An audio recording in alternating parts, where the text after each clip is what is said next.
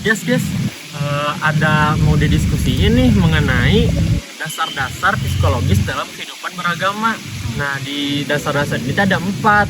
Ada teori sifat dasar, ada teori kognitif, ada teori emosi, dan ada teori lain-lainnya. Nah, dari teori sifat dasar ini menurut Deli gimana sih? Iya guys, jadi aku tuh pernah juga baca sebelumnya kalau dari sifat dasar itu intinya itu bahwa manusia itu beragama itu didorong oleh insting keberagamaan. Nah, ada ahli lain juga menyebut kalau insting agama itu sebagai perasaan beragama. Ada juga yang menggunakan istilah kumpulan insting yang lebih dasar. William McDougall, salah satu seorang tokoh psikologi klasik, menyebutkan bahwa agama itu merupakan hasil dari sekumpulan insting yang terdiri dari 3 insting. Nah, 3 insting ini itu pertama itu ada rasa ingin tahu. Jadi kadang kan kita itu suka nanya kenapa kita kayak gini, kenapa kita kayak gitu kan.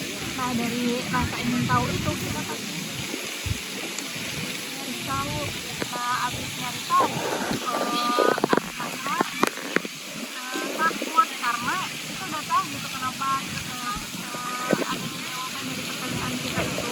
Nah, kalau udah kita ngerasa takut, pasti ada perasaan tergantung gitu. Kita tergantung sama Tuhan kita. Nah, dari sini juga lahirlah emosi-emosi beragama, kayak misalnya itu rasa takjub, terpesona, kagum, dan penghormatan. Jadi setelah kita tahu permasalahannya itu, kita jadi lebih beragama, kita jadi lebih mendekatkan diri kepada Tuhan. Nah, contohnya tuh misalnya kayak gini. Kenapa sih wanita muslimah tuh harus pakai jilbab? Padahal kan panas, gerah, ribet lagi. Iya, kamu tuh nggak usah pakai kerudung, buka aja, lepas, gerak. Udah nggak usah. Jangan dilepas. Wanita muslimah itu wajib pakai kerudung, harus ditutup auratnya dari atas sampai kaki. Kalau enggak, nanti ayah kamu giring ke neraka. Oh, jadi gitu. Kenapa wanita muslimah tuh harus pakai jilbab, harus menutup auratnya dari atas kepala sampai ujung kaki. Terus kan ada 4 nih. Yang kedua tuh ada teori kognitif. Tarifnya gimana? Yang aku baca, teori kognitif itu merupakan landasan manusia beragama bertujuan manusia untuk menjelaskan tentang pengalaman-pengalaman yang terjadi. Nah, kenapa sih teori kognitif itu erat sama psikologi agama ya? Karena agama itu sangat berkaitan dengan perkembangan kognitif seseorang. Karena agama itu mampu memberikan jawaban-jawaban atas pertanyaan-pertanyaan yang muncul berkaitan dengan masalah keterbatasan manusia. Karena percaya manusia mampu melewati batas-batas situasi. Seperti menurut Einstein, confrontation itu diartikan sebagai pencarian selama hidup terhadap sesuatu yang permanen, tetap di tengah-tengah dunia yang berubah.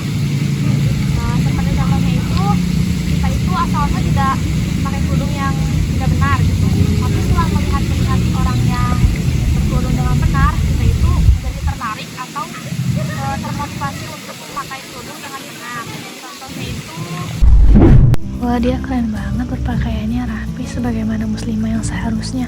Sedangkan aku masih jauh dari bagaimana muslimah berpakaian baik dan benar. Aku cari tahu deh bagaimana caranya. Bagaimanakah cara berjilbab yang sesuai dengan tuntunan Allah dan Rasulnya? Yang pertama adalah pastikan bahwa pakaian yang kita pakai ini menutupi seluruh tubuh kita ketika kita berada di depan laki-laki yang bukan mahram, kecuali wajah dan telapak tangan. Dan yang kemudian tidak boleh tipis dan tidak boleh ketat ya teman-teman sekalian.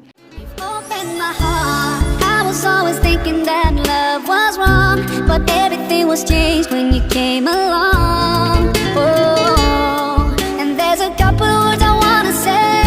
For the rest of my life, I'll be with you. I'll stay by your side, honest and true to the end of my time. Lalu yang ketiga tuh ada teori emosi. Teori emosi itu gimana sih, Ri? jadi aku juga sempat baca mengenai teori emosi ini. Jadi teori emosi ini tuh dimana manusia ini kan sangat lemah ketika ia dihadapkan dengan ujian-ujian atau apa yang masalah yang dihadapinya. Nah, contohnya dia mengalami bencana atau ia mengalami penyakit, kesulitan makanan, ekonomi, kayak gitu. Dan itu di mana manusia itu akan mencari pemecahan masalahnya yang dia hadapin gitu. Menurut Freud juga, agama itu adalah muncul dari keengganan manusia untuk menerima kenyataan-kenyataan hidup yang kejam gitu.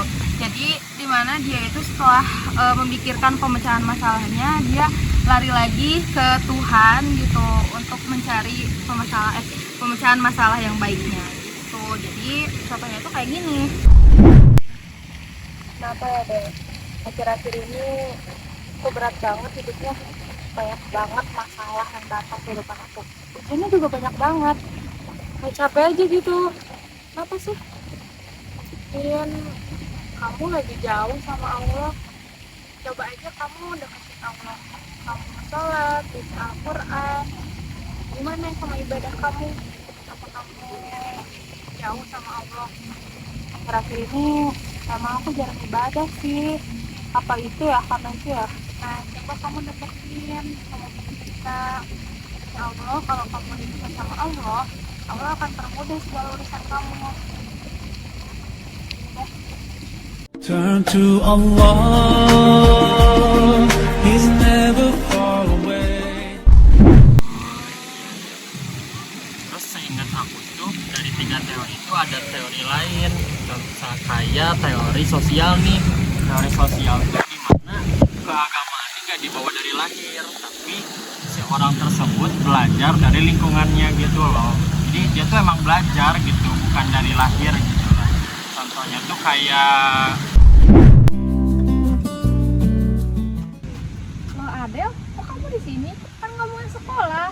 Iya, aku malas sekolah soalnya kalau di sekolah harus mikir. Kalau di sini kan enak, bisa bersantai-santai. Kamu berarti itu bohong. Bohong tuh nggak boleh, dosa. Jadi kalau kita berbohong berarti kita dapat dosa.